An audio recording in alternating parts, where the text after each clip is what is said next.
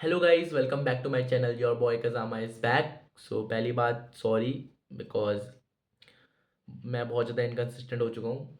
हाँ, वीडियो नहीं आ रही है तो उसका रीज़न ये है कि मतलब कुछ पर्सनल प्रॉब्लम्स हो गई हैं और उसके बारे में मैं ज़्यादा बात भी नहीं करना चाहता। पर उस वजह से ना मतलब मेरा कंसंट्रेशन पूरा हिल गया है। लिटरली मुझे किसी काम में मन नहीं लग रहा। मतलब मुझे कुछ भी करने का मन नहीं करता है। ये मैथ्स में जो 8 दिन का गैप था ना, उसमें जो लास्ट के 4 दिन थे ना, मैंने पूरे वेस्ट किए हैं। लिटरली लास्ट के 4 दिन मैंने कुछ भी नहीं पढ़ा है। मैंने मैथ्स की बुक उठा के नहीं देखी। बस यही बात है। और मतलब यार इतना मतलब कल मैं टेंशन में था ना। मैं सोच रहा था कि आज एग्ज़ाम है और लिटरली कुछ तैयारी नहीं हो रखी है। और सारे मतलब जो कांड होते हैं वो इसी टाइम पे होते हैं मेरे साथ भी। बट कोई बात नहीं, this is the phase of life. तो मतलब छोटा सा ही फेज़ है, अब चला जाएगा। बाकी देखते हैं क्या होता है। और एग्ज़ाम की बात करूँ तो नहीं गया भाई, बढ़िया। मैं सोच रहा था कम बैक करूँगा। फिजिक्स केमिस्ट्री का पेपर बेकार करके आ गया था। बट मैथमेटिक्स का भी नहीं गया अच्छा। मैं बस लिख के आ गया लिटरली। मैं अब सोच रहा हूँ कि मैं फिर से रिपीट कर दूँ 12th। प्राइवेट कैंडिडेट होते हैं ना, वो वैसे मैं रिपीट कर दूँ। बट अंदर ही अंदर लगता है कि 1 साल वेस्ट हो जाएगा।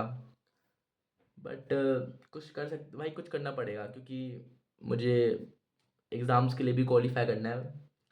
बट अभी नहीं हो पाएगा भाई। अब मेरे मतलब 60+ तो नहीं बन रहे।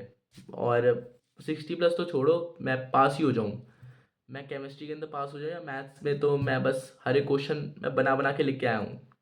सिंपल, हाँ, मैं बना बना के लिख के आया हूँ। मेरे अंदर मतलब दम नहीं बची थी भाई। इतने सारे मतलब मेंटल प्रेशर के बाद जो ये चीज़ है, उसके बाद मुझे इसमें मतलब एकदम ध्यान, मैं क्या बोल रहा हूँ मतलब मैं कंसंट्रेशन लग ही नहीं रहा था एग्ज़ाम देते टाइम पे। मैं बस लिख रहा था। मुझे ऐसी फीलिंग आ रही थी ना, मेरा माइंड कहीं और है और बस मैं लिख रहा हूँ, लिखता जा रहा हूँ बस। ये बात है। और क्वेश्चंस के आंसर नहीं निकल रहे थे मेरे, सबसे बड़ी बात। मैं कोई क्वेश्चन उठा रहा, ऐसा लग रहा था कि मुझे आता है, फॉर्मूला भी आता है, बट उसके आंसर ही नहीं निकल रहे हैं। मतलब जो मैट्रिक्स जैसा चैप्टर है ना, वो चैप्टर मैं पढ़ा था मैंने, उस चैप्टर्स के भी आंसर नहीं निकल रहे मेरे। ऐसा सीन हो गया था। बाकी बहुत सारे चैप्टर तो मैंने पढ़े ही नहीं थे, जैसे कैलकुलस तो मैंने छुई ही नहीं थी। और वेक्टर अलजेब्रा और 3D ज्योमेट्री के मतलब फॉर्मूले थे ना, मैं वो भी भूल गया। जैसे एक क्वेश्चन आया था इसमें, एक सेकेंड, ये वाला question, find the shortest distance between the line. मैं shortest distance between the line का फॉर्मूला ही भूल गया। लिटरली इतना रिग्रेट हो रहा था ना पेपर में कि मतलब यार ये फॉर्मूला याद होता तो ये क्वेश्चन हो जाता। क्योंकि ये फॉर्मूला बेसिक क्वेश्चन था और बताओ ये 5 नंबर का क्वेश्चन था। और बाकी ये इंटीग्रल्स तो मैं मतलब मैंने करके ही नहीं गया था। इंटीग्रेशन करना आता था बट मैं भूल गया कि वो कैसे पार्शियल फ्रैक्शन वगैरह कैसे करते थे। मैं सब भूल गया। बाकी ये क्वेश्चन था 35 का ए, इसका आंसर ही नहीं निकल रहा मेरा। मतलब क्या बोलूँ मैं, जो पेपर को बिगाड़ के आया हूँ ना। अब सारे मेन सब्जेक्ट के पेपर तो ख़त्म हो गए हैं। अब कुछ कर भी नहीं सकते। बचा अब इंग्लिश का पेपर बचा है मेरा और पेंटिंग का बचा है। अब वो दोनों देखते हैं अब क्या होता है मेरे साथ। मतलब मुझे तो अब किसी से मतलब मुझे अब ये भी एक्सेप्ट नहीं कर पा रहा ना कि मैं मैथ्स में फेल हो रहा हूँ। लिटरली मैथ्स मेरा स्ट्रॉन्गेस्ट सब्जेक्ट होता था। बट उसमें भी मेरी हालत ख़राब हो रखी है। और मुझे तो ऐसा लग रहा है कि मैं पेंटिंग जैसे सब्जेक्ट में ना फेल हो जाऊँ। हाँ, वो 30 नंबर का होता है, उसमें भी मुझे लग रहा है कि मैं फेल हो जाऊँगा अगर मेरा साथ ऐसी सीन चलता रहा तो। लिटरली यार मैं अपने आप को इतना कोस रहा था ना कि मतलब ये हो क्या रहा है मेरे साथ।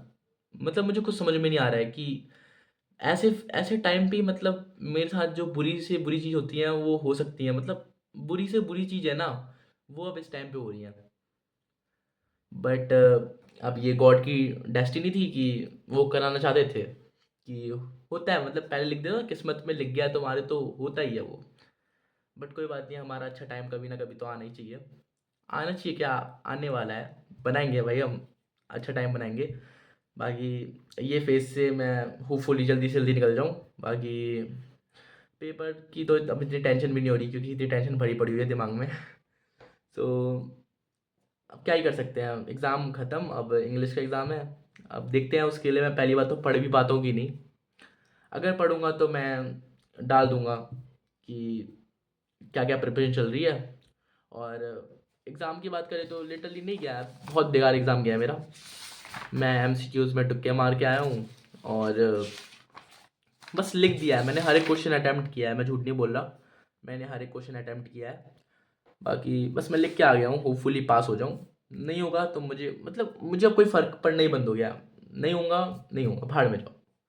मुझे लिटरली अब कोई फ़र्क नहीं पड़ रहा है। और बाकी बस यही पेपर था। और आप लोग बता देना आपका कैसा एग्ज़ाम गया। होपफुली आप लोग अच्छा एग्ज़ाम करके आ रहे होगे। बाकी आप मेरी टेंशन छोड़ दो। मैं तो ऐसे ही हूँ भाई, मतलब टेंशन में रहता हूँ पर तब भी मैं कूल रहता हूँ, मुझे कोई दिक्कत नहीं रहती। बाकी आप बता दो कि आपका एग्ज़ाम कैसे जा रहा है। बाकी यही था मैथ्स का एग्ज़ाम। और अब इंग्लिश की बारी, तो देखते हैं अब पढ़ते हैं कि नहीं। हाँ, मैं तो पहले होता है ना कि नंबर आएगा कि नहीं, मैं बोल रहा हूँ पहले पढ़ते हैं कि नहीं उसके बारे में, तो देखते हैं। बाकी अगर पढ़ने का टाइम मिला तो मैं पढ़ लूँगा आज। कोशिश करूँगा कि आज ही मैं फ्लेमिंग को निपटा दूँ पूरी। देखते हैं अब जो होगा वो देखा जाएगा। बाकी मिलता हूँ मैं आपसे नेक्स्ट वीडियो में। तब तक के लिए पीस आउट। एंड या अगर कंडीशन रही तो मैं रेगुलर वीडियो डालना फिर से स्टार्ट कर दूँगा। Bye bye.